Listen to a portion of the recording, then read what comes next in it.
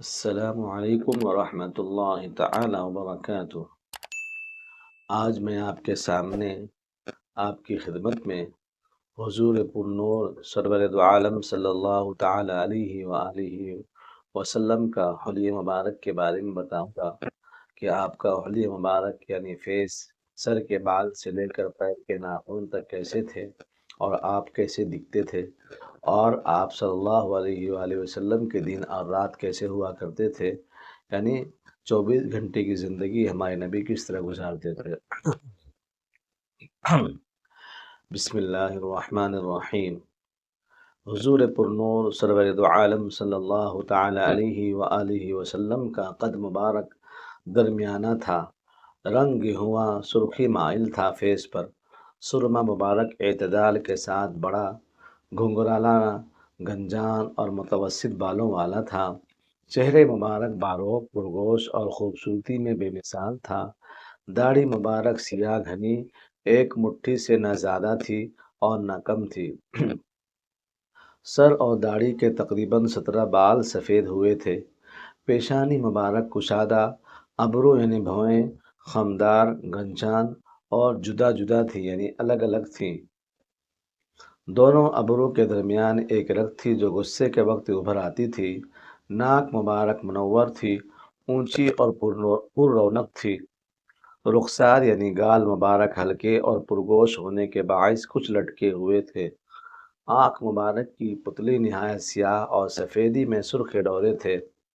دانت مبارک باریک آبدار اور سامنے کے دانتوں میں ذرا ذرا سا فصل تھا، یعنی تھوڑے تھوڑے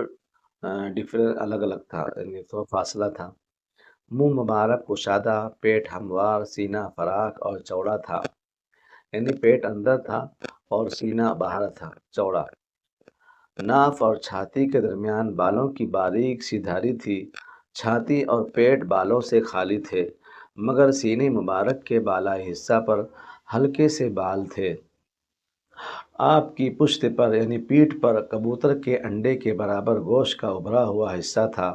جس کو مہر نبوت کہتے ہیں، کلائیاں دراز تھیں اور ہتھیلیاں چوڑی تھیں اور قدمین مبارک پر گوشت تھے، یعنی جو قدم مبارک تھے آپ کے گوشت سے بھرے ہوئے تھے، رفتار تیز تھی، نظریں نیچے آگے کی طرف جھک کر چلتے تھے، جیسے کوئی اونچی جگہ سے ہم لوگ اترتے ہیں تو کس طرح ایسا لگتا ہے کہ جھک کے اتر رہے، ویسے ہمارے نبی پاک صلی اللہ علیہ وسلم زمین پر چلتے تھے جھک کر، تواضع کے ساتھ، بات کرتے وقت پوری طرح متوجہ رہتے تھے، حیا کے باعث کنگھیوں سے دیکھا کرتے تھے، حیا کے باعث کنکھیوں سے دیکھا کرتے تھے، یعنی ایسا ایسا دیکھا کرتے تھے، اتنی حیا تھی، سرمے کی 3 سلائیاں ہر روز آنکھوں میں لگاتے اور 2 دنوں کے وقفے سے کنگھا فرماتے، دوران گفتگو ہاتھوں کو بھی حرکت دیتے، کبھی دائیں ہتھیلی کو بائیں ہاتھ کی انگوٹھی کے اندرونی حصے پر مارتے، کبھی دائیں ہتھیلی کو بائیں ہاتھ کی انگوٹھی کے اندرونی حصے پر مارتے،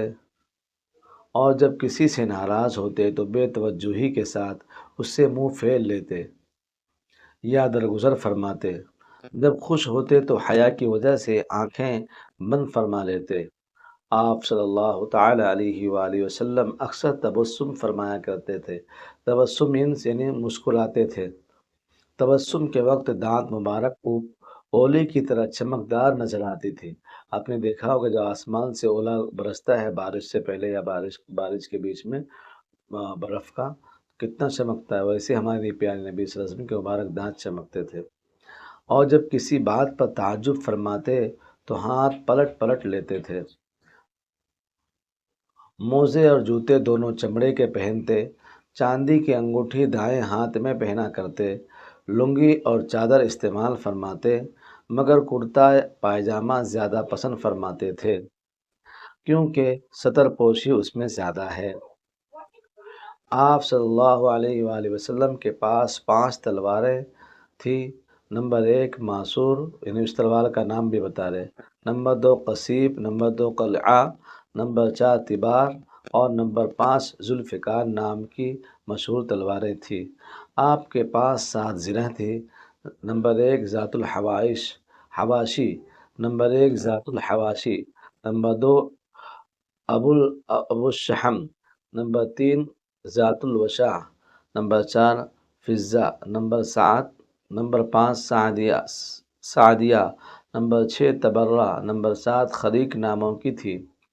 یعنی 7 زریں آپ صلی اللہ علیہ وسلم کے پاس تھیں جو جنگ کے موقع پر کام آتی تھی۔ آپ سیاہ رنگ کا 7 ہاتھ لمبا عمامہ باندھا کرتے تھے، یعنی پگڑی مبارک جو آپ باندھتے تھے وہ 7 ہاتھ کی تھی وہ۔ آپ صلی اللہ علیہ وسلم کی چھپی چادر مبارک 6 ہاتھ لمبی اور 2 ہاتھ 1 بالشت چوڑی تھی۔ آپ صلی اللہ علیہ وآلہ وسلم کی لنگی مبارک 4 ہاتھ 1 بالشت لمبی اور 2 ہاتھ چوڑی تھی، لیکن ٹخنوں سے اوپر رہتی تھی۔ یہ یہ تھی ہماری زندگی، ہمارے پیارے آقا صلی اللہ علیہ وسلم کی زندگی کے بارے میں جو میں نے آپ کے سامنے پڑھ کر سنا۔ آپ سب بھی جو ہے ہمارے پیارے نبی صلی اللہ علیہ وسلم کی اپنائیں، انشاءاللہ ہمارا بھی دنیا آخرت میں نام ہوگا اور عزت ملے گی۔ اللہ تعالی ہم سب کو پیارے آقا سرور دو عالم صلی اللہ علیہ وآلہ وسلم کی مبارک زندگی کو اپنانے کی اور ان کو پھیلانے کی اور خوب محنت کرنے کی اللہ تعالی ہم سب کو توفیق عطا فرمائے۔ وآخر دعوانا الحمد للہ رب العالمین وما علینا الا البلاغ۔